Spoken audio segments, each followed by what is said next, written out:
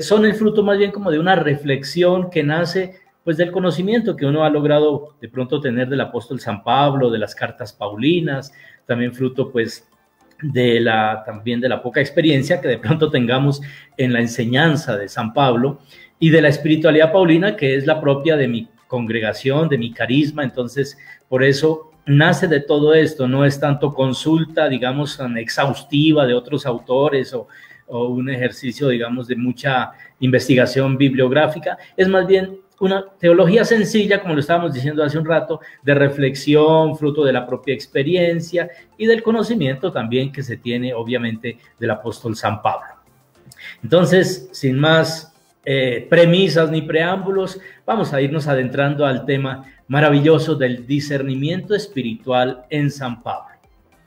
Los escritos del apóstol San Pablo contienen enseñanzas e indicaciones muy adecuadas para comprender el sentido y las características propias del discernimiento como actitud fundamental de la fe cristiana. Y ahí tengo que hacer el énfasis. Tal vez no se ha valorado suficientemente este aspecto de la teología y de la vida cristiana en general, pero afortunadamente pues se ve que el mismo Espíritu Santo iluminó a Marco para proponérnoslo esta semana como punto de reflexión y de compartir. Y es que efectivamente se trata de un elemento fundamental, como lo digo aquí, una actitud fundamental de la fe cristiana, el discernimiento. Y vamos a ver por qué. Por eso nuestro acercamiento a este tema lo haremos justamente a partir de los propios textos paulinos. Entre otras cosas, recordemos que la Dei Verbum del Concilio Vaticano II nos dice que la Sagrada Escritura debe ser el alma de la teología. La teología nace, como lo decíamos, de la vida y nace también de la Sagrada Escritura. La fuente de la Sagrada Escritura hace nacer, hace brotar la teología. No es que la teología son reflexiones filosóficas a las cuales luego le traemos así como sacadas del contexto y traídas de cabellos los textos bíblicos. No, más bien de los mismos textos queremos ir haciendo que nazca esa teología, concretamente aquí desde la perspectiva de este tema maravilloso del discernimiento en San Pablo. La carta a los Romanos, siendo el escrito más importante del apóstol, es también el que nos ofrece las más precisas y diríamos además preciosas también enseñanzas sobre el discernimiento. Tomamos de esta carta solo 2 textos, pero muy importantes en cuanto al tema que nos ocupa. Abriendo la carta, en el primer capítulo, capítulo 1, versículo 28, durante una cruda constatación que hace Pablo del pecado de idolatría presente entre los paganos, que llegarán a verse privados de la gloria de Dios porque cambiaron la verdad por la mentira y adoraron y sirvieron a la criatura en vez del Creador. En ese contexto de reflexión, afirma también que a ellos, dado que no tuvieron a bien guardar el verdadero conocimiento de Dios, los entregó Dios mismo a su mente depravada hasta que llegaron a hacer lo que no conviene. Y a renglón seguido hace un elenco de pecados y desviaciones reprobadas por el Señor. Quiero aquí hacer una pequeña acotación, y es que la carta a los Romanos, siendo el escrito, como decíamos, más importante de Pablo, muy denso, por supuesto, de una profundidad maravillosa, parte de un planteamiento que pareciera, tomado así de manera bastante superficial, pareciera un pesimismo antropológico. Es decir, nos presenta a un ser humano, literalmente, como dirá Pablo, vendido al pecado, esclavo del pecado. Comienza el capítulo 1 mostrándonos esa realidad en el ámbito pagano. Está escribiéndole a los romanos y por lo tanto es el corazón del paganismo. En ese ámbito romano, pagano, la idolatría es el gran pecado, es la contaminación radical. Y por eso Pablo les está planteando, miren, ustedes paganos, por adorar las criaturas y no al Creador, están en situación, digamos, de esclavitud al pecado, están perdidos. Luego, en los capítulos siguientes, 2 y 3 sobre todo, lo dirá también de los judíos, porque la intencionalidad del apóstol Pablo es mucho más positiva de lo que parece. Por eso les digo, no es un pesimismo antropológico lo que encontramos aquí en Pablo en estos primeros capítulos, sino más bien es una medida pedagógica, didáctica, la del apóstol Pablo, de llegar a plantear que tanto paganos sin ley como los judíos con todo y la ley que tenían, están en la misma situación. Todos estamos en la misma situación. Lo llegará a decir ya en el capítulo 3, pero sobre todo en el capítulo 7. Todos estamos esclavos del pecado. No hay ni un solo justo, no hay nadie. Por mérito humano, nadie podría presentarse ante Dios para exigir ninguna recompensa de salvación, de justificación. No. Entonces, por eso, para ubicar un poquito esta cita que estaba mencionando del primer capítulo, por eso es una visión de aparente pesimismo y negatividad, pero es pedagógicamente, digamos, intencional de parte de Pablo, porque quiere poner las bases para su reflexión posterior, que es la buena nueva, el evangelio, de que cuando humanamente las personas, tanto paganos sin ley como judíos con ley, estaban todos perdidos, Dios, por su misericordia, hace posible lo imposible, y con su gracia, a través del envío de su Hijo y del misterio pascual de ese Hijo, pues nos va a dar gratuitamente la salvación. Entonces, por ahí va la reflexión del apóstol Pablo, solo para ubicarnos un poco en el contexto de esta carta preciosa. Estas afirmaciones nos permiten comprender que el discernimiento cristiano busca fundamentalmente comprender también y guardar el verdadero conocimiento de Dios, o como lo dirá también en otra parte, tener la mente de Cristo, que es el equivalente. O sea, razonar con la inteligencia de Cristo. Tomar como criterio fundamental la mentalidad de Cristo. Por eso, la finalidad del discernimiento, lo decíamos, es el verdadero conocimiento de Dios. Era lo que decía justamente lamentándose allí en el capítulo 1, versículo 28, ¿no? De que cambiaron la verdad por la mentira, adoraron y sirvieron al Creador. Por eso los entregó Dios, porque no tuvieron a bien guardar el verdadero conocimiento de Dios. El discernimiento, entonces, en la perspectiva de la enseñanza paulina, tiene esa finalidad: guardar, conservar el verdadero conocimiento de Dios. Esto parece algo obvio, pero infortunadamente todos sabemos por experiencia que en la práctica no es fácil. Pues pasa como nos pasa a los romanos, que nos dejamos llevar por nuestra mentalidad perversa y en lugar de actuar conforme a la verdad que Dios nos enseña, la cambiamos por la mentira. Y también nosotros terminamos esclavos de las criaturas, en lugar de servir y adorar al único y verdadero Dios. En este sentido, la verdadera sabiduría espiritual, que implica de hecho el discernimiento, consiste en llegar a conocer el pensamiento del Señor. También lo dice más adelante en esta misma carta a los Romanos, obviamente para adecuar la vida conforme a esa verdad. Entonces, ya por ahí encontramos aspectos, digamos, que nos van delineando lo que es el discernimiento para San Pablo. Conocer, o mejor, guardar el verdadero conocimiento de Dios, ¿no? Para adecuar la vida según esa verdad que nos enseña. Luego, especialmente en este capítulo 12, el capítulo 12 de Romanos, encontramos dos versículos de una singular profundidad y riqueza en la línea del tema que venimos tratando. Constituyen estos dos versículos una especie de solemne premisa a la segunda gran parte de la carta, que es la parte exhortativa o también llamada parenética.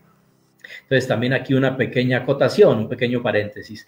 Básicamente todas las cartas de Pablo tienen esas dos grandes partes. La parte primera la llamamos doctrinal, donde expone, digámoslo así, y argumenta, sustenta un planteamiento, digamos, de la enseñanza del Evangelio, un planteamiento doctrinal o dogmático. Pero toda carta tiene también una segunda sección que la llamamos exhortativa, que es donde el apóstol como que aplica ya a la existencia, a la vida concreta del creyente, esa enseñanza que ha expuesto y argumentado con bastante profundidad en la primera parte. Aquí en la carta a los Romanos, entonces, capítulo 1 al 8, es lo más denso de la reflexión en la línea de lo que decíamos antes. Pablo quiere mostrar la gratuidad de la salvación. Dios nos justifica gratuitamente mediante la fe en Cristo y no por mérito humano. no por mérito ni de la ley judía, ni de ningún otro tipo de mérito. Entonces, eso lo ha argumentado hasta el capítulo 8, luego en el capítulo 9, 10 y 11, en esos capítulos se refiere a lo que él espera que sea el destino de Israel, porque Israel dio la espalda al Mesías, entonces podría haberse privado también como de esta salvación gratuita que Dios ofrece, pero el apóstol allí manifiesta su esperanza y su deseo de que también el pueblo judío, una vez que los paganos entren a esa fiesta, a ese banquete de la salvación, que lo hagan también los judíos. Entonces, así va la argumentación hasta el capítulo 11. Es la parte doctrinal, la parte más densa. Del capítulo 12 al 15 tenemos esa sección exhortativa, parenética, donde va a referirse ya a temas muy puntuales de la vida cristiana en lo concreto, la vida en comunidad, el amor fraterno, la esperanza, por supuesto, digamos, las consecuencias prácticas de la fe. Bueno, entonces, en ese contexto, iniciando la segunda parte, nos encontramos con esta premisa de los versículos 1 al 2 del capítulo 12. Después de las abundantes argumentaciones y reflexiones sobre la gratuidad de la salvación de parte de Dios, acogida mediante la fe en Cristo Jesús, Pablo empieza sus recomendaciones y exhortaciones con estos dos versículos, a ver, que se me pasó aquí, que de manera sintética refiere el significado de la vida nueva en Cristo, en términos de un nuevo culto espiritual, ya no consistente en víctimas ni ofrendas en el templo, sino en la propia persona. Literalmente el texto griego allí dice, ofrezcan sus cuerpos como sacrificio vivo, santo, agradable a Dios. Eso es lo que les dice allí. Las traducciones generalmente ponen, ofrézcanse ustedes mismos, porque efectivamente, aunque se refiere al cuerpo, pues quiere significar a toda la persona. Pero yo resalto el carácter corporal o corpóreo, porque es interesante la valoración tan positiva que le da Pablo al concepto de cuerpo, no como sinónimo de pecado, no en ese dualismo neoplatónico donde el cuerpo es cárcel del alma y donde es lo malo que hay que de alguna manera reprimir y castigar para salvar el alma. No, eso no está en la teología bíblica, menos paulina.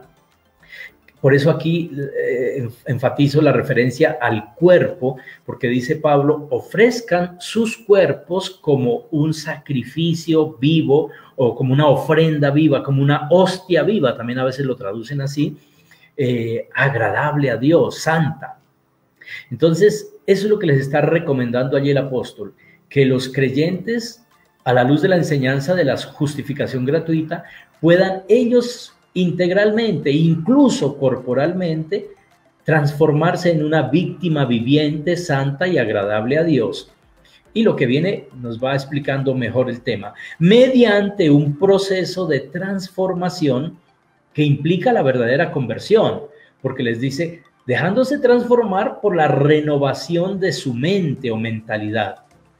Y nosotros sabemos que el cambio de mentalidad literalmente es conversión, en griego metanoia. El verbo metanoeo significa eso, cambiar mentalidad, cambiar la mente, la renovación de la mente. Eso es lo que les dice Pablo. Entonces, ustedes se ofrecen como sacrificio vivo, como ofrenda viva, santa y agradable a Dios, mediante un proceso que lo realiza Dios también, por supuesto, de transformación y al cual nosotros correspondemos con esa docilidad y apertura a la acción de Dios que nos lleva en un proceso de conversión, de metanoia, de cambio de mentalidad. ¿Para qué? Aquí es donde viene lo interesante. Para poder distinguir cuál es la voluntad de Dios. Y precisamente ahí está su puesto y su función preponderante, la del discernimiento. Ahí tiene su puesto y su función, como aquel ejercicio continuo que busca entender e interpretar la voluntad de Dios. Y él lo aclara, el apóstol Pablo allí mismo en el versículo 2 dice, es decir, todo lo que es bueno, todo lo que le agrada al Señor, todo lo que conduce a la perfección. Yo espero que ustedes que tienen su Biblia allí a la mano, como lo había también advertido ya previamente Marco, pues hayan leído esos dos versículos que son riquísimos en la línea del tema que nos ocupa.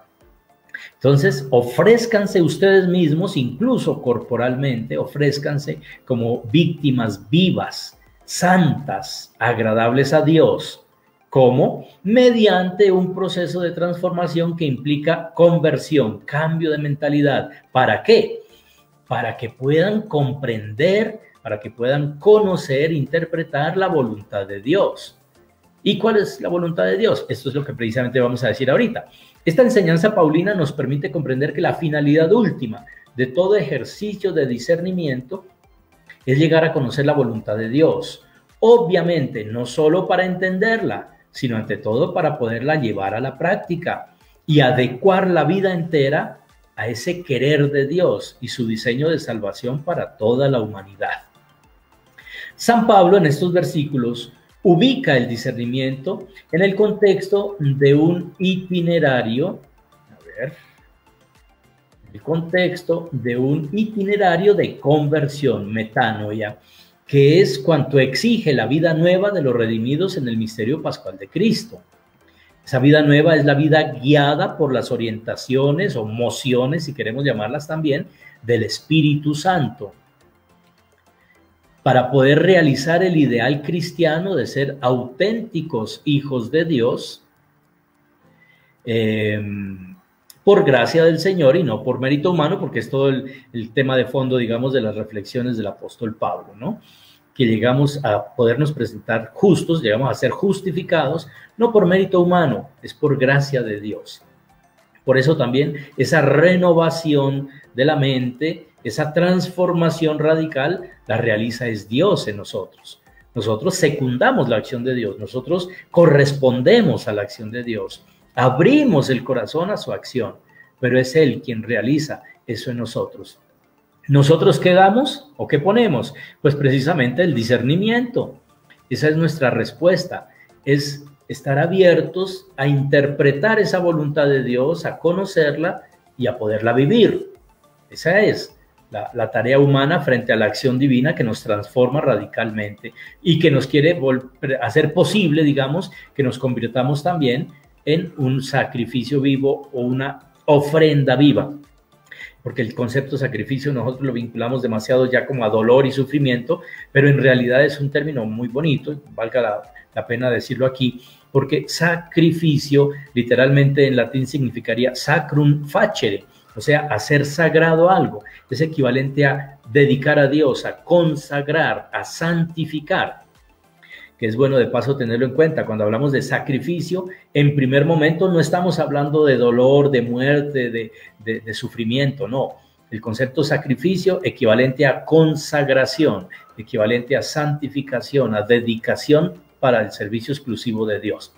Entonces eso es lo que les está pidiendo Pablo a los romanos.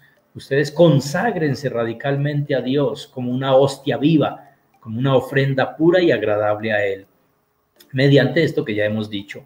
Y ahí está precisamente el esfuerzo nuestro de discernir su voluntad. Al mismo tiempo, Pablo nos da una clave muy interesante acerca de la voluntad de Dios que pretende descubrir el creyente en sus procesos de discernimiento. Se trata de todo aquello que es bueno, todo lo que promueve y asegura el bien, todo lo que le agrada a Dios, teniendo presente que, como el mismo Pablo le dice a Timoteo, la voluntad de Dios es que todas las personas se salven y lleguen al conocimiento de la verdad. Es lo que dice allí esa cita de 1 Timoteo 2:4. La voluntad de Dios es la salvación integral de la humanidad. Y seguimos en lo que es la voluntad de Dios. Todo aquello que es perfecto o que conduce a la perfección al ser humano creado a imagen y semejanza de Dios. O podríamos decir todo aquello que le permite al ser humano retornar a su original identidad de imagen y semejanza divina, porque eso es precisamente lo que está aquí en el trasfondo de esta enseñanza de Pablo. Es la idea de que la perfección no es ajena a la identidad y a la identidad misma del ser humano, a la esencia misma del ser humano. Es lo propio, es lo específico. Desde la creación, desde el Génesis se nos dice eso. Entonces, volver a la perfección del ser humano es recuperar en nosotros esa imagen y semejanza de Dios de los orígenes. Bien, la primera carta a los Corintios, cambiando ya a otra de las cartas, aporta también algunas reflexiones interesantes en cuanto al tema del discernimiento. Hablando de la supremacía de la sabiduría espiritual frente a la sabiduría filosófica de la razón humana, en los primeros capítulos de esta carta, el apóstol recuerda que la sabiduría de Dios, que se cifra en Cristo crucificado, nos llega por medio del Espíritu Santo, que nos revela los secretos de Dios, pues el Espíritu todo lo sondea hasta las profundidades de Dios. En efecto, nadie conoce lo íntimo de Dios sino el Espíritu de Dios. En este sentido, el hombre espiritual es el que puede discernirlo todo, porque ¿quién conoció el pensamiento del Señor para instruirle? Pero nosotros poseemos el pensamiento de Cristo. Bueno, algunas acotaciones y paréntesis necesarios en este momento. Una premisa que no dije al comienzo, pero que la traigo ahora en este momento, es que estos textos que les estoy proponiendo, obviamente no los elegí por azar, sino que yendo, digamos así, al griego original, confrontando bueno, no solo diccionarios, sino también las concordancias de los términos griegos, se seleccionan, digámoslo así, aquellos términos o palabras que están relacionados con la idea del discernimiento o que significan discernimiento, pero que puede ser que en una traducción lo llamen entendimiento, conocimiento, distinción o juicio, juzgar, en fin.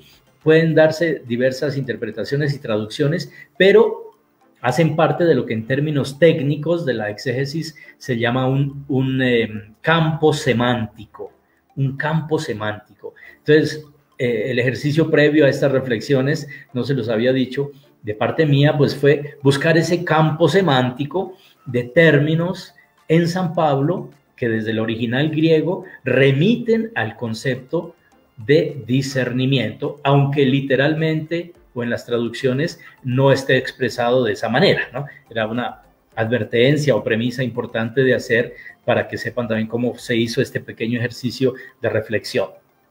Lo otro que tengo que decir también tiene que ver obviamente con esta primera carta a los Corintios y más que con la carta, con la comunidad cristiana de Corinto. Todos ustedes saben que Corinto llegó a ser, no digamos la cuna, porque la cuna era Atenas, pero sí una sede muy importante de la filosofía. También tuvo escuelas filosóficas muy famosas, Corinto. Corinto fue una ciudad de grande desarrollo cultural, filosófico, artístico, etcétera, que adolecía de grandes dificultades también, por supuesto, en temas de desórdenes morales, en temas de querer dar preeminencia a la filosofía, y entonces desde la filosofía juzgarlo todo, y entonces lo que no era racional, pues como que no valía. Entonces por eso Pablo tiene que esforzarse mucho en sus cartas a los Corintios en hacerles comprender que la única, digamos, norma de vida no puede ser la razón humana, ni la filosofía o la sabiduría filosófica, que hay otro tipo de sabiduría, que es lo que les dice en los primeros capítulos, que es la que viene de Dios, es la que viene de arriba, que para nosotros, paradójicamente, está puesta, centrada en Cristo crucificado. Como lo dirá aquí mismo en la carta Pablo, en la primera carta a los Corintios, eso que para los judíos es un escándalo, porque el libro del Deuteronomio había dicho, maldito que cuelgue de un madero, maldito todo crucificado, en realidad para los paganos, en este caso los griegos, es una tontería, una necedad, pero para nosotros es fuerza y sabiduría de Dios.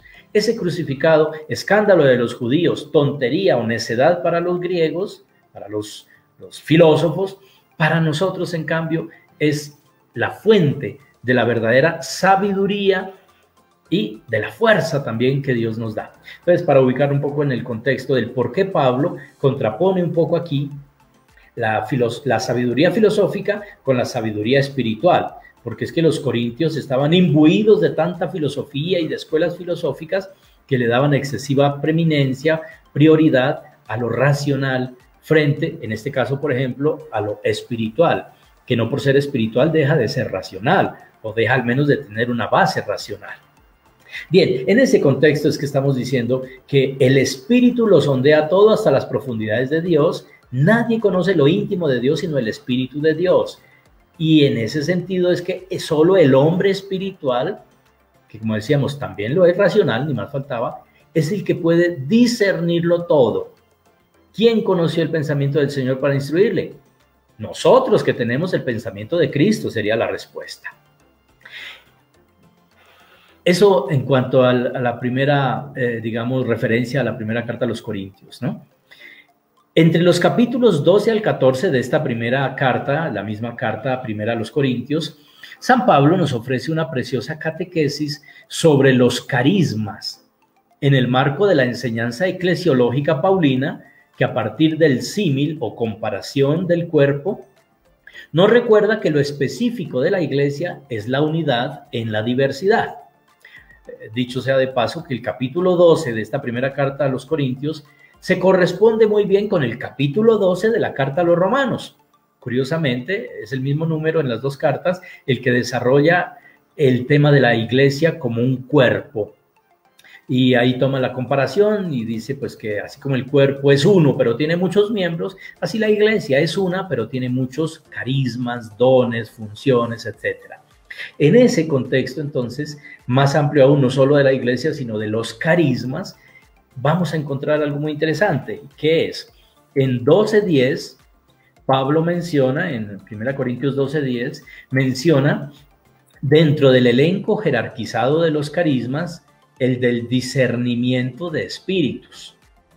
Y en 14:29 insiste en la necesidad de juzgar, equivalente aquí a discernir, cuando de pronto hay en la comunidad alguien que se expresa con el don de la profecía, cuando ejerce el don de la profecía y se expresa en la comunidad, pide el apóstol que sea discernido ese mensaje o ese oráculo del profeta, que sea juzgado. Hay necesidad de discernirlo. En todo caso, el criterio es muy claro, que todo sea para la edificación de la comunidad, desde la perspectiva del amor, que es el carisma por excelencia. Es el camino más excelente entre todos los carismas, como lo dice el mismo Pablo aquí al final del capítulo 12, pero también en el capítulo 13 y pues en el capítulo 14, que como les digo, esa pequeña sección, toda ella gira en torno al tema de los carismas. Y en el corazón, que es el capítulo 13, el poema al amor, o el himno de la caridad, que también se llama, donde efectivamente dice, todo tiene que ser por amor. Ya podría hacer yo los más grandes sacrificios y podría tener yo los más espectaculares dones y carismas, pero si no lo hago y no lo ejerzo por amor, de nada sirve. Y el amor por encima de todo, el amor no pasará jamás, ¿no? Al presente, dice allí en 13:13, solo nos quedan la fe, la esperanza y el amor, las tres virtudes teologales, pero la más excelente de todas es el amor. Y en esta misma perspectiva de la enseñanza paulina sobre los carismas y el papel preponderante del Espíritu Santo en el ejercicio del discernimiento, encontramos también la invitación del mismo apóstol en la conclusión de la primera carta a los tesalonicenses. O sea, en esa misma perspectiva de Corintios, nos encontramos en la conclusión de la primera carta a los tesalonicenses con esta exhortación. No extingáis el espíritu, no despreciéis las profecías, examinadlo todo y quedaos con lo bueno, absteneos de todo género de mal. Entonces, son enseñanzas muy compatibles en la línea del espíritu, porque es el gran protagonista en la vida de la iglesia y es el que da los carismas, como el del discernimiento, y el de la profecía también, que como decíamos está vinculado, y la invitación o exhortación a examinarlo todo, es decir, discernirlo todo para quedarse con lo bueno, que implica al mismo tiempo abstenerse de toda clase de mal, porque retener lo bueno implica desechar lo malo, el mal. Bien, entonces tenemos ahí no solo en Romanos y en Corintios, sino también esta cita de Tesalonicenses, que es breve, pero que también es muy precisa y muy bonita en términos del discernimiento. Recordar que el espíritu es el protagonista, no hay que extinguir ese espíritu, hay que dejarse guiar más bien por él para examinarlo todo y retener lo bueno, rechazando lo malo. Bien. El himno inicial de la acción de gracias o bendición de la carta a los filipenses concluye con un augurio en forma de oración que dirige el apóstol a Dios a favor de los hermanos de Filipos. Y aquí lo cito literalmente y textualmente para luego comentarlo. Les dice allí dentro del himno, porque también es bueno decirlo, de una vez vamos conociendo algo de San Pablo. Casi todas sus cartas comienzan, bueno, con el saludo de parte del remitente o con los corremitentes, porque a veces menciona a otros que también estaban con él, por sobre todo Timoteo, Silas, y después saluda a la comunidad destinataria o a la persona destinataria de la carta, expresa un augurio que básicamente es como el típico augurio paulino, gracia y paz, y a renglón seguido de inmediato viene siempre un himno de acción de gracias o de bendición. Es un himno, en algunos casos preciosos, solemnes, muy profundos, muy ricos.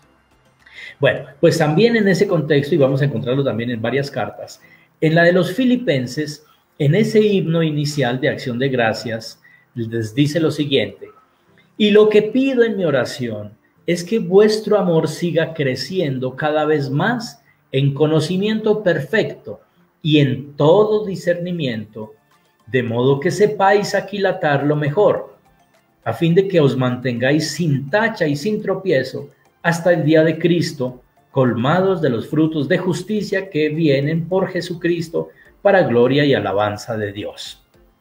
Como ven, aquí hay mucha riqueza en la perspectiva de nuestro tema, hay mucha riqueza. El concepto de la oración que pide, o que es, digámoslo así, el ambiente en el cual el apóstol pide a Dios a favor de la comunidad. ¿Y qué pide? Que el amor de esta comunidad, el amor fraterno, crezca cada vez más. ¿En qué? En conocimiento perfecto y discernimiento. ¿Para qué? Para que sepan aquilatarlo mejor. Viene un poquito en la línea de lo que decía también atrás Tesalonicenses. Aquilatarlo mejor. Ustedes saben que el proceso al que se refiere aquí se da sobre todo en el ámbito de los metales preciosos que son puestos en el crisol y que a través del fuego se aquilatan. Así, el metal precioso, al ser aquilatado, es decir, al ser puesto en el crisol mediante el fuego, se hace más valioso porque se eliminan las escorias, lo que no vale, y queda el metal más puro, más pesado, diríamos también, y más precioso, más valioso. Entonces, toda esa riqueza de imágenes está aquí expresando una realidad maravillosa, y es que, pues, que a la larga el discernimiento nos lleva a buscar siempre el bien, a mantenernos, digamos así, en la gracia, en la santidad propia de la vida nueva de los cristianos, como lo manifiesta allí, colmados de los frutos de justicia. Y ustedes saben que justicia, en el lenguaje bíblico, no se refiere solo a la justicia distributiva humana, o retributiva, o justicia ni conmutativa, no, aquí estamos hablando de un concepto mucho más rico, que es equivalente a santidad. La justicia en el ámbito bíblico se equipara a santidad y a sabiduría, porque viene de la mano con la idea de hacer la voluntad de Dios. El justo, el sabio, el santo, en el lenguaje bíblico es el mismo personaje, es el que sabe qué es lo que Dios quiere y actúa conforme a ello. Es decir, el que hace la voluntad de Dios, ese es el justo. Entonces, frutos de justicia perfectamente podemos entenderlos como frutos de santidad. ¿Para qué? Pues para la gloria y la alabanza de Dios, que es el fin último de todo. Entonces, ahí tenemos mucha riqueza también en este texto de Filipenses.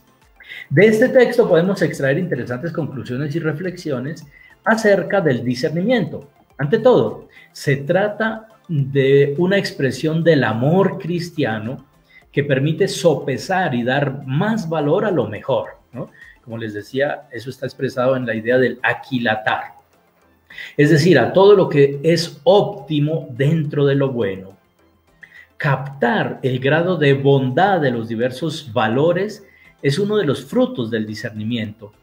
Y su finalidad no apunta a algo inmediato y transitorio, sino a las realidades de la plenitud escatológica cristiana, porque estaba hablando hasta el día de Cristo. Esa referencia al día de Cristo precisamente nos pone en ese contexto escatológico.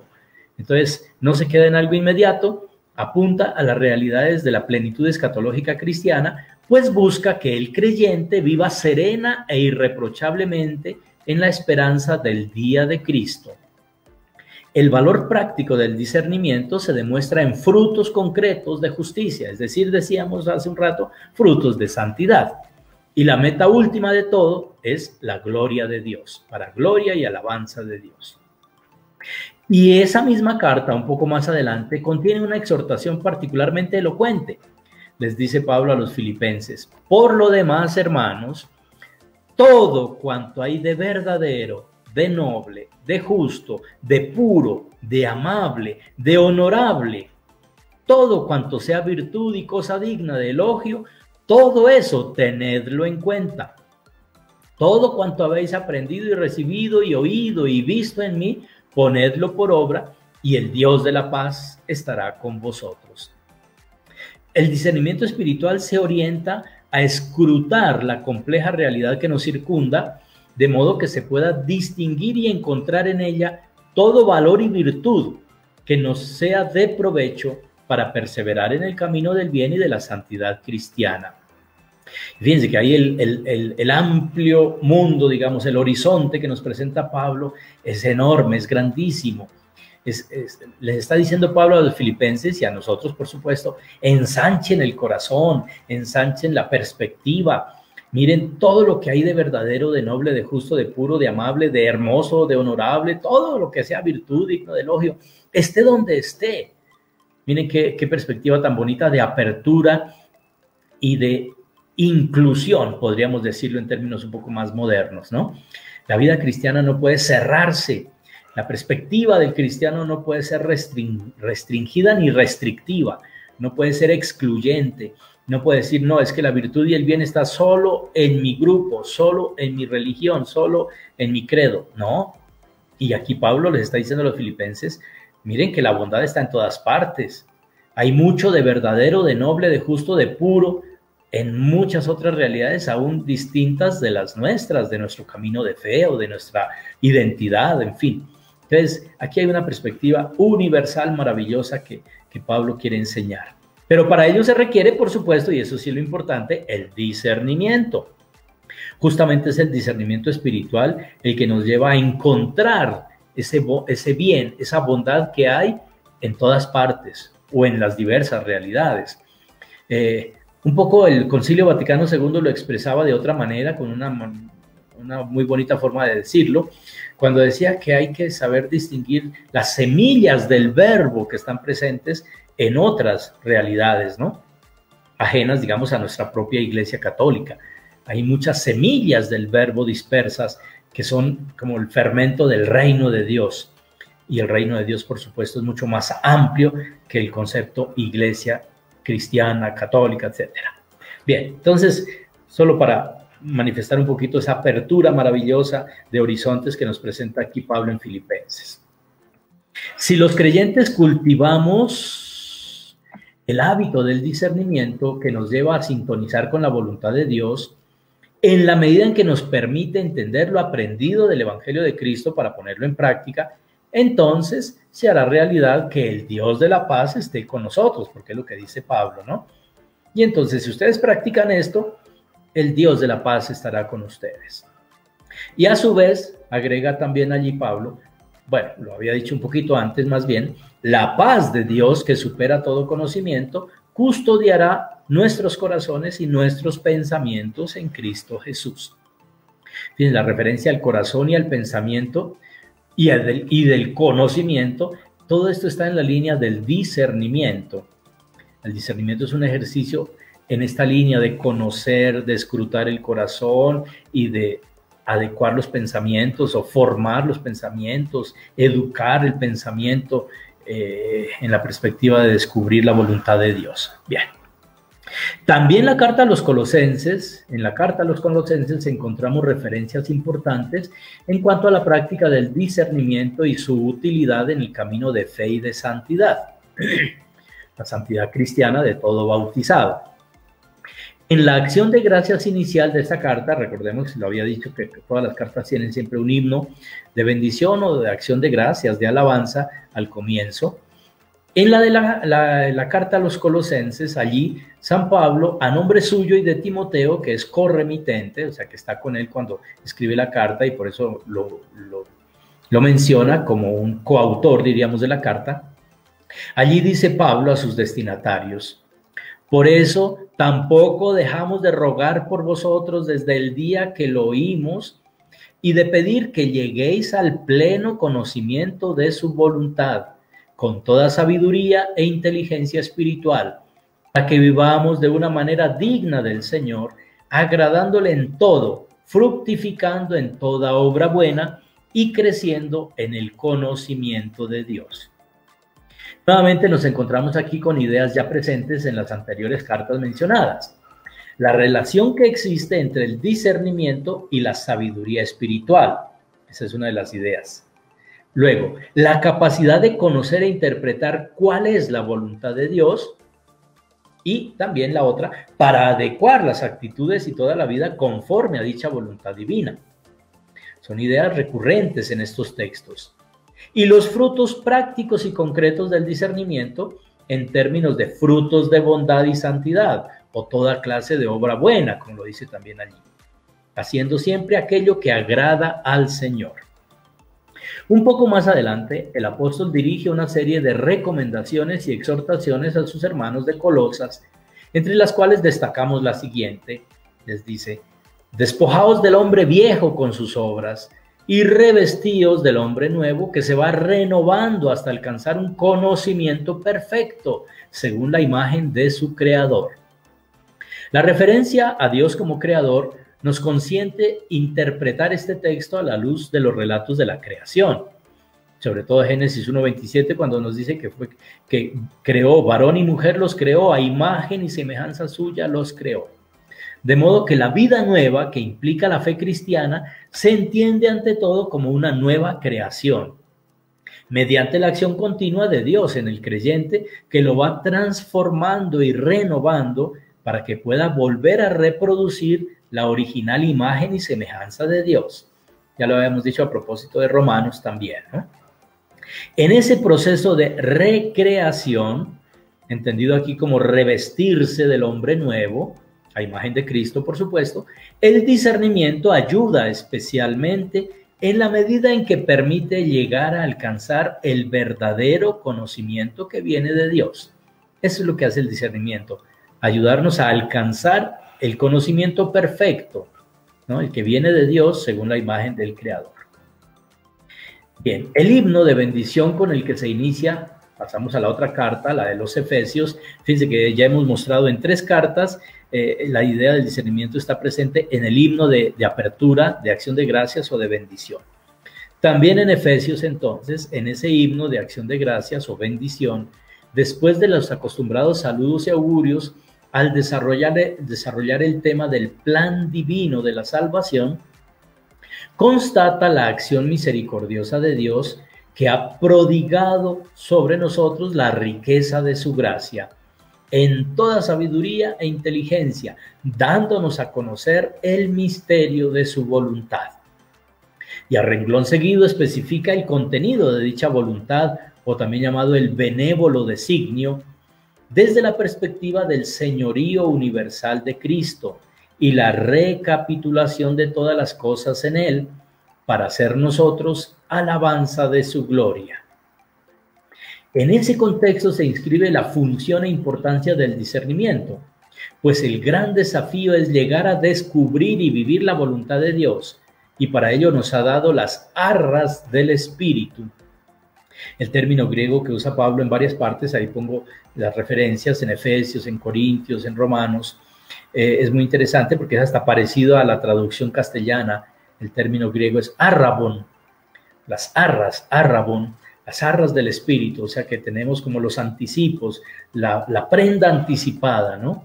Del Espíritu para poder cumplir todo esto que se nos propone. En Efesios 3:4, ya vamos llegando al final, tranquilos, no se preocupen. En Efesios 3:4, después de haber expuesto a sus destinatarios aquel plan divino de la salvación de que hablábamos, que incluye también a los paganos, porque esa es la buena nueva de Pablo allí, que este misterio que estaba escondido, que se ha revelado, implica también a los paganos, que no hay extranjeros, que no hay, digamos, como unos monopolizadores de la salvación, sino que somos un único pueblo nuevo y que esta salvación es una propuesta universal. Esa es la buena nueva que les está diciendo Pablo allá a los de Éfeso. Entonces, que el plan divino de la salvación los incluye también a todos los paganos, y para el cual él mismo se sentía llamado y destinado a anunciarlo. Pablo les desea que a partir de la lectura de su carta puedan también ellos entender el conocimiento del misterio de Cristo que ha sido revelado por el Espíritu. Esto constituye también el objeto del discernimiento: conocer y entender el misterio de Cristo en orden a la salvación de todos. Ahí estamos. Y finalmente, antes de la conclusión, también las llamadas cartas pastorales nos pueden ofrecer algunas breves pistas para complementar la comprensión y el sentido del discernimiento espiritual en la enseñanza de la tradición paulina.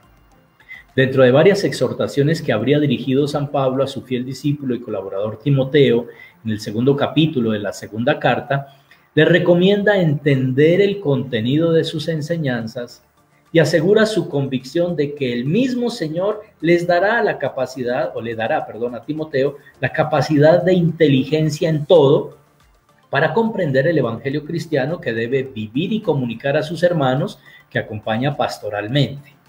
Entonces, el comprender la inteligencia, digamos, que da Dios para entender su voluntad. Y también escribiéndole a Tito, el apóstol advierte y previene contra los falsos maestros o doctores que no solo tienen su mente contaminada para entender la verdad del conocimiento de Dios, sino que realizan obras y comportamientos que en la práctica niegan a Dios. Y hay una expresión allí que a mí personalmente me llama mucho la atención. Para los limpios todo es limpio, mas para los contaminados e infieles nada hay limpio, pues su mente y su conciencia están contaminadas. Vean qué cosa tan maravillosa. Las personas que están viendo lo negativo en todas partes, las personas que están viendo solo maldad por todas partes, las personas que tal vez es porque no tienen el corazón limpio. Para los limpios todo es limpio. O sea, cuando se tiene el corazón puro, se ve la bondad en todas partes, se logra percibir, diría más atrás San Pablo en Filipenses, ¿no? Todo cuanto hay de verdadero, de noble, de justo, de puro, de limpio, de hermoso, de honorable, se logra percibir cuando el corazón es puro. Esta constatación de San Pablo nos permite comprender que así como el verdadero discernimiento de la voluntad de Dios conduce a frutos y obras de santidad, la contaminación y malicia de la mente y de la conciencia desemboca en actitudes y obras perversas, contrarias al querer y al diseño salvífico del Señor. Bien, como conclusión entonces del breve recorrido que hemos hecho por algunos textos de los escritos paulinos, que además, como les dije, fueron seleccionados a partir de un pequeño ejercicio de selección de un campo semántico en los términos griegos originales en los que escribió Pablo, y de allí todos los términos relacionados con la idea y el concepto del discernimiento fueron los que pues les propuse en esta breve reflexión. Desde este recorrido, que son de textos escritos por él o atribuidos a él, porque ustedes saben que hay una discusión sobre los protopaulinas, deuteropaulinas, pues no es el momento de ampliar aquí el tema, pero por eso doy esa libertad, ¿no? O los escritos por él directamente o los que se le atribuyen. Acerca del discernimiento cristiano, podemos concluir básicamente que se trata ante todo de un don que viene del Espíritu Santo. Esa es la primera idea, es un don que viene de Dios mismo, del Espíritu Santo. ¿Y qué cosa permite o para qué? Permite al creyente conocer e interpretar la voluntad de Dios en cada circunstancia que vive. Segunda idea fundamental. Finalidad de esto, para poder llevar a la práctica ese proyecto de Dios en orden a la salvación. Pues como advierte el mismo Jesús, no todo el que me dice Señor, Señor entrará en el reino de los cielos, sino el que hace la voluntad de mi Padre Celestial. Y también en ese mismo Evangelio de Mateo, pues todo el que cumpla la voluntad de mi Padre Celestial, ese es mi hermano, mi hermana y mi madre. El discernimiento es un ejercicio que implica distinguir entre las varias cosas, proyectos, realidades examinándolo todo detenidamente, sopesando el valor de cada cosa para rechazar lo malo y retener lo bueno, y entre lo bueno quedarse con lo mejor. Y cito el Evangelio del domingo pasado en la liturgia de antier. El reino de los cielos, no, el domingo pasado, perdón. El reino de los cielos es semejante a una red que se echa en el mar y recoge peces de toda clase. Y cuando está llena, la sacan a la orilla, se sientan y recogen los buenos en cestos y tiran los malos. Es la idea del discernimiento entre lo bueno y lo malo. Pero no solo entre lo bueno y lo malo. También al final de ese texto dice, así todo escriba que se hace discípulo del reino de los cielos es semejante al dueño de una casa que saca de sus arcas lo nuevo y lo viejo. También eso entra dentro del discernimiento. No todo lo nuevo por ser nuevo es bueno, ni todo lo viejo por ser viejo es bueno. Hay cosas muy buenas que lo son también por su antigüedad, pero igualmente hay cosas muy viejas ya pasadas que no tienen sentido. O lo mismo, hay cosas nuevas que por ser nuevas tienen un gran valor, pero hay otras también que por lo mismo de ser nuevas no tienen valor, como el vino, por ejemplo. El vino cuando es demasiado fresco no tiene tanto valor como el añejo, ¿no? Bueno, fíjense que para ir concluyendo ahora sí, los textos, las lecturas del domingo pasado eran muy apropiadas en la idea del discernimiento, porque en la primera lectura, ¿se acuerdan cuando Dios le dice a Salomón, pide lo que quieras? Y él le dice, Señor, dame un corazón sensato, dame la capacidad de discernir. Eso es lo que él pide. Sensatez y discernimiento le pedía a Dios le pedía a Salomón allí cuando él le dio. Y de hecho se lo dice el Señor, ¿no? Pues te lo concedo. Y además también te daré lo demás que pensé que ibas a pedir, riquezas, etcétera, etcétera. Pero por pedir sabiduría, discernimiento, sensatez, pues te voy a premiar.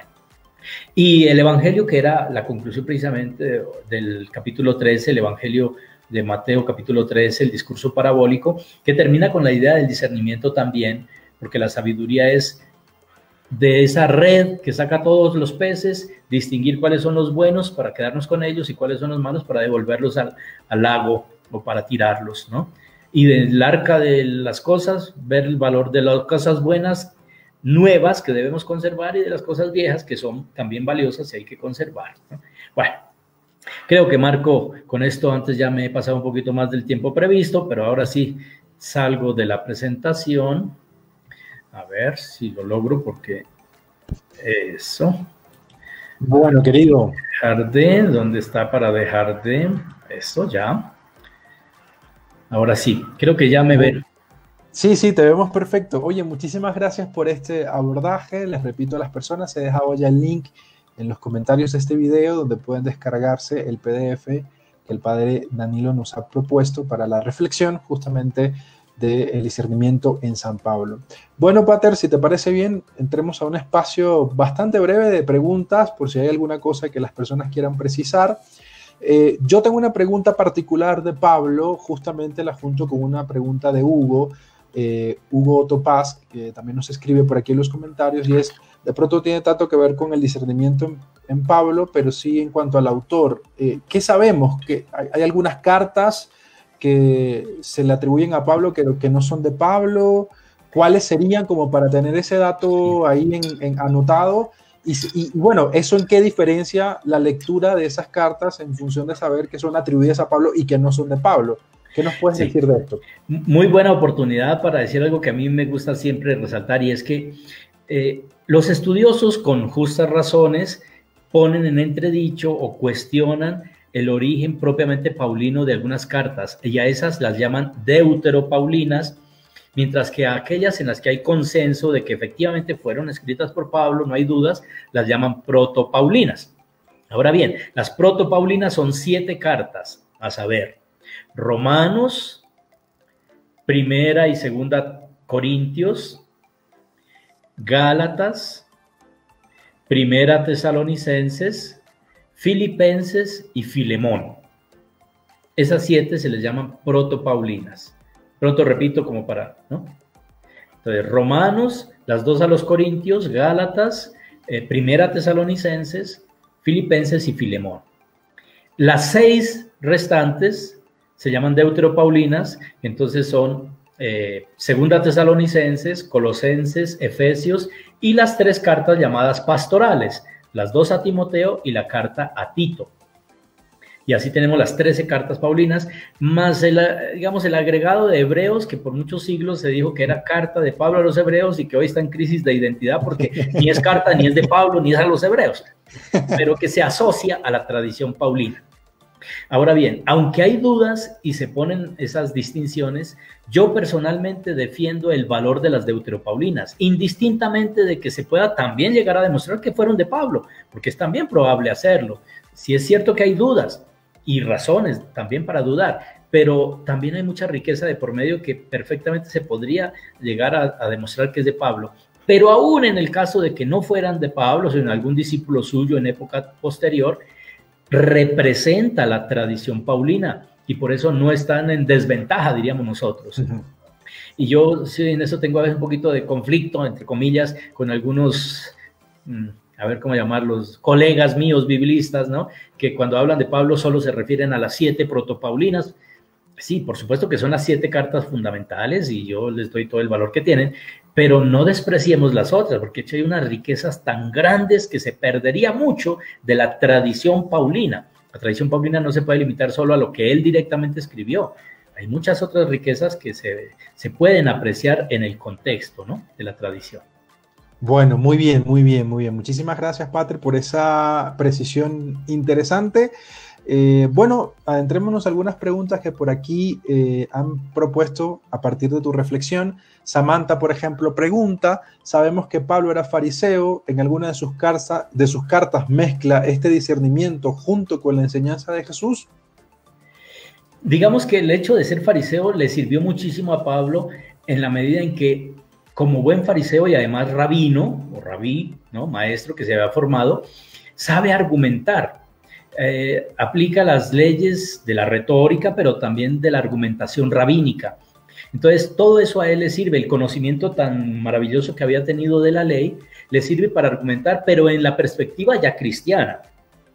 Obviamente hay esa mezcla, pero no de confusión, sino más bien que pone al servicio del evangelio cristiano la capacitación que él tenía como buen fariseo en cuanto a la ley, la Torá, las escrituras, las tradiciones judías. Pero después del encuentro con Cristo, ya Pablo más bien pone en entredicho, digámoslo así, el planteamiento farisaico de pretender presentarse justos ante Dios por cumplir la ley. Precisamente la carta a los Romanos y Gálatas insisten mucho en eso. O sea, no es la ley la que salva, no es el cumplimiento de la ley la que salva. La salvación o justificación no es recompensa de Dios a quien es justo y bueno cumpliendo la ley. No. Es un don, es gratuidad, es regalo de Dios la salvación. El mérito nuestro es respuesta a Dios, no condición para ganar el premio de la salvación. Es toda una perspectiva maravillosa la que nos presenta Pablo. Más bien somos nosotros, tenemos que reconocer que todavía tenemos mucha adherencia de fariseísmo. En ámbito católico nos pasa mucho, bueno, y no solo católico, pero nos pasa mucho, que razonamos todavía como fariseos creyendo que vamos acumulando puntos, ¿no?, haciendo buenas obritas, acumulamos puntos y después le pedimos a Dios la recompensa, o mejor aún, la retribución, ¿no? Entonces, el premio, me tiene que dar la salvación porque yo ya hice buenas obras. Pero eso es fariseísmo, eso no es cristianismo. El cristianismo es: Dios me ha salvado, me ha dado la posibilidad, mediante la fe en Cristo, de obtener ese don, de acoger ese don. Todo el mérito que yo puedo realizar es una respuesta al amor infinito de Dios. No es una condición para obtener luego la recompensa, no. Aquí vale bien lo que el Evangelio de hoy precisamente nos dice. Dios nos amó primero porque Dios es amor, etcétera, ¿no? Dios siempre, dice el Papa Francisco, nos primerea. Y esa es la enseñanza de Pablo, que Dios nos amó gratuita y generosamente, nos dio la salvación en Cristo, y nosotros lo que tenemos que hacer es acoger ese don y corresponder con buenas obras, claro que sí. Las obras de la caridad, no tanto las del cumplimiento riguroso de la ley judía. Las obras de la caridad son el fruto de la verdadera fe. Bueno, eso daría para otra charla. de una Sí, sí, hora. sí. A ver si en otro momento la hacemos. Bueno, querido, yo tengo una pregunta particular en función de este tema del discernimiento. Pablo nos da alguna clave que nos permita superar la tentación de imponer. Yo he tenido experiencias en comunidades donde parece que la voluntad de Dios solo se le revela a una persona específica, ¿no? Y yo digo que para ti, Danilo, la voluntad de Dios es esta, ¿no? ¿Cómo serían, o cuáles serían las claves desde Pablo para superar esa idea, ¿no? De imponer, ¿no? Sin ningún tipo de discernimiento, como que ya la voluntad de Dios es un paquete de software que se te instala y ya está, tú no tienes más nada que hacer que vivir como una marioneta de Dios sin libertad, sin esa misma capacidad de discernimiento. ¿Qué nos podrías decir sobre esta tentación que al menos en mi experiencia particular he visto y he vivido y experimentado en el seno de la comunidad cristiana? Sí, yo creo que varias cosas aquí nos pueden ayudar. Ante todo, recordar lo que el mismo Pablo cuando habla de los carismas menciona, ¿no? Entonces, la voluntad de Dios va en la línea de aquello que edifica la comunidad. Ya es un primer criterio, digámoslo así, de discernimiento.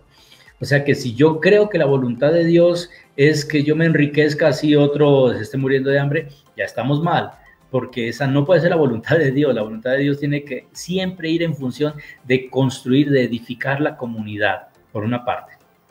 Por la otra, yo remitiría un poco a nuestra charla anterior, ¿se acuerda? En la anterior, ¿cómo se llamaba? La primera serie sobre la sinodalidad. Los del desierto, sinodalidad, es que la sinodalidad, sí, la segunda temporada entonces fue. Sí, sinodalidad. La sinodalidad. Yo allí tomaba precisamente con un texto de referencia, Hechos 15, que nos muestra ese proceso de sinodalidad que hizo la comunidad cristiana, presbíteros, apóstoles, la comunidad en su primer concilio o asamblea o sínodo. Ese ejercicio de sinodalidad es muy interesante y yo mencionaba como los elementos de la dinámica sinodal, que era la escucha, el diálogo, el discernimiento, para llegar a una decisión y ponerla en práctica, realización. Entonces yo creo que eso da unas claves de que no es que yo puedo monopolizar la voluntad de Dios y la impongo a otros, no, aquí hay un ejercicio, digamos, eclesial, ¿no?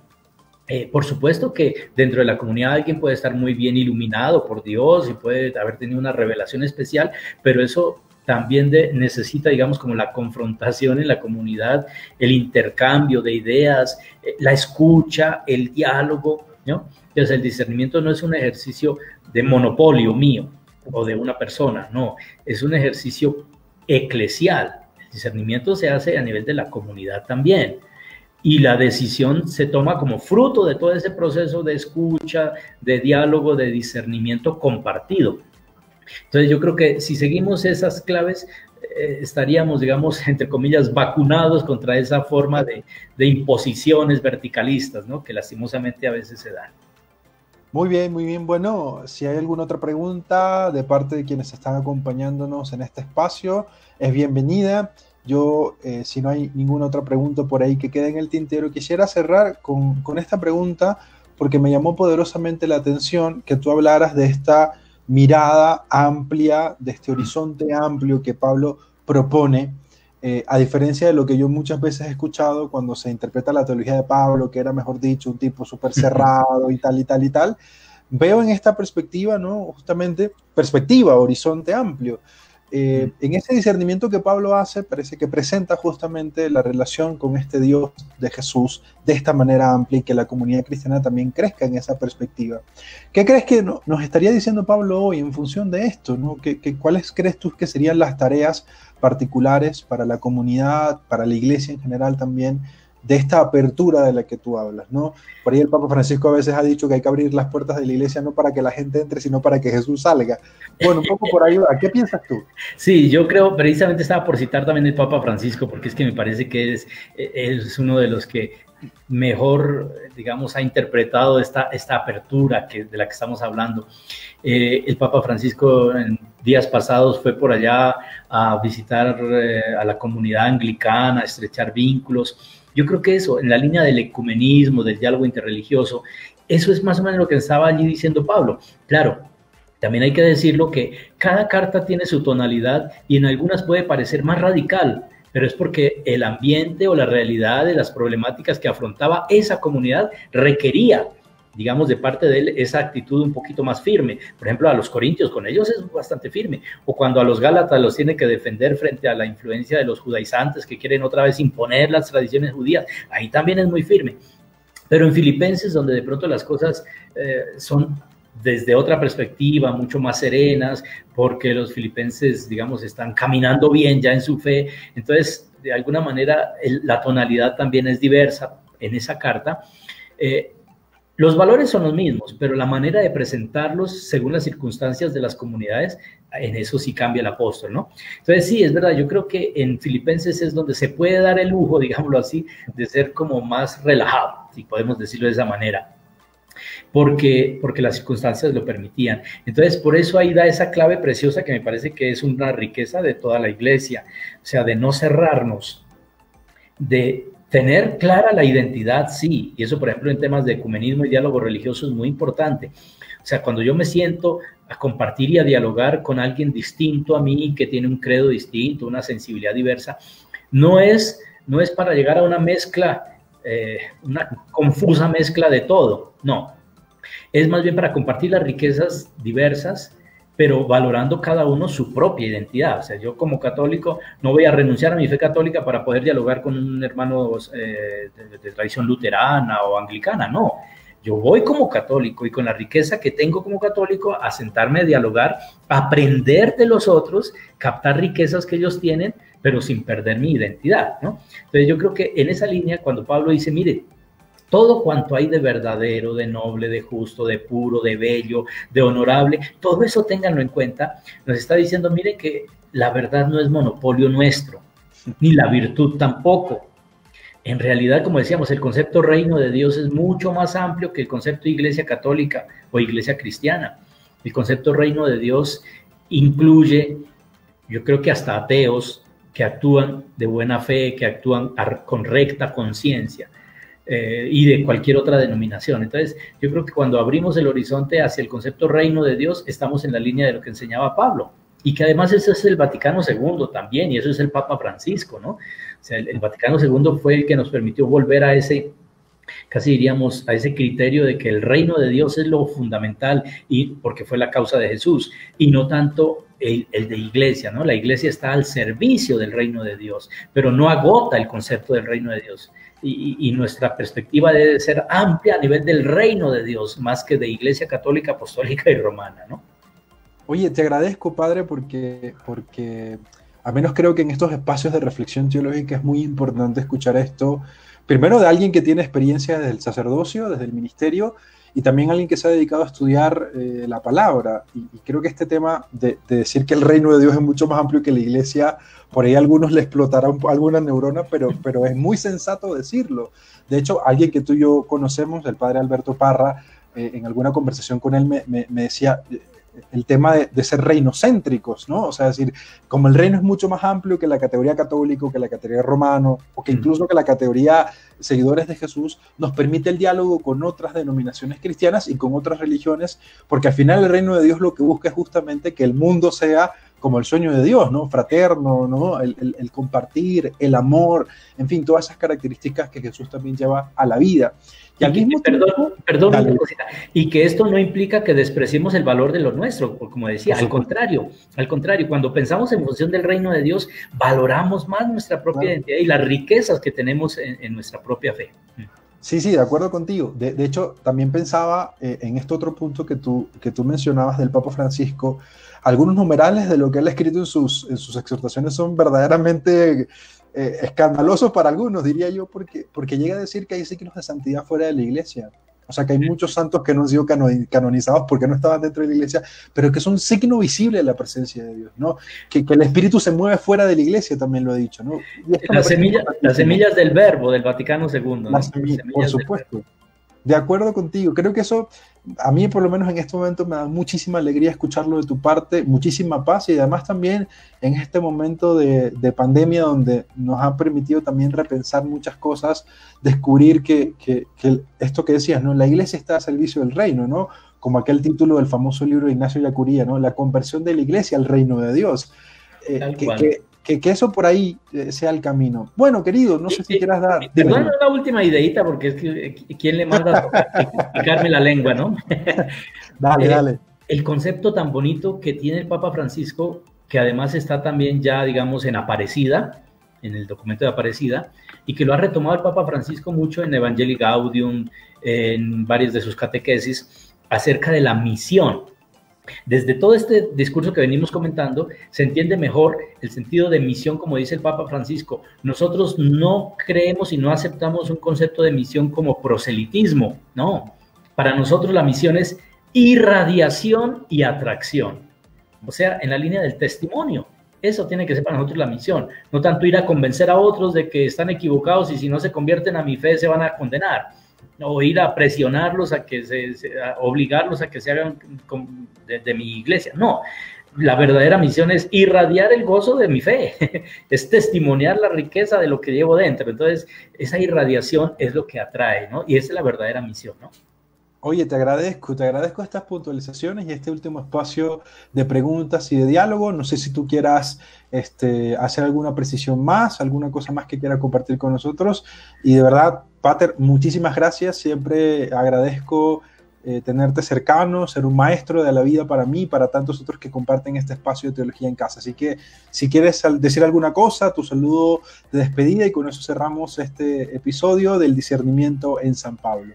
No, solamente decir que, pues, que pidamos ese don al Espíritu Santo, porque eso viene de allá, que pidamos, sobre todo en estas circunstancias que estamos viviendo, qué importante de verdad habituarnos, ¿no? Adquirir el hábito de discernir la voluntad de Dios, porque como hay tanta confusión de cosas, como hay tantas informaciones, tantas fake news, tanta cosa de un lado y otro, entonces como que en medio de esa maraña, nos cuesta trabajo entender, bueno, qué es lo que Dios quiere, qué es lo que me está pidiendo con esta realidad que estamos viviendo como humanidad. Aquí sí que es fundamental, entonces, abrir el corazón para que el Espíritu Santo nos dé ese don. O como Salomón el domingo pasado, ¿no? Pedirle a Dios, más que dinero, más que prestigio, más que éxito, pedir un corazón sensato capaz de discernir la voluntad de Dios. Y Él seguramente que nos lo va a dar. Bueno, queridísimo Pater, que Dios te bendiga. Esta comunidad digital te bendice, ora por ti, por tu ministerio. Y bueno, siempre quedo con las ganas y la sensación de seguir invitándote a este espacio, así que espero que sigas teniendo tiempo para acompañarnos. Cuídate, que descanses y de verdad que Dios esté contigo y te siga animando a construir el reino con tus capacidades, con tu bondad, con tu cariño y con la manera tan clara y precisa con la que compartes con nosotros en estos espacios de reflexión teológica. Muchísimas gracias, Marco, de verdad, un abrazo, usted ya sabe también cuánto lo aprecio, y pues a nuestros amigos que se han conectado, que han tenido la paciencia suficiente, una bendición muy especial y el augurio de mucha paz y de mucha sabiduría espiritual. Bueno, Pater, que Dios te bendiga, feliz noche para ti. Feliz noche, muchas bendiciones a todos.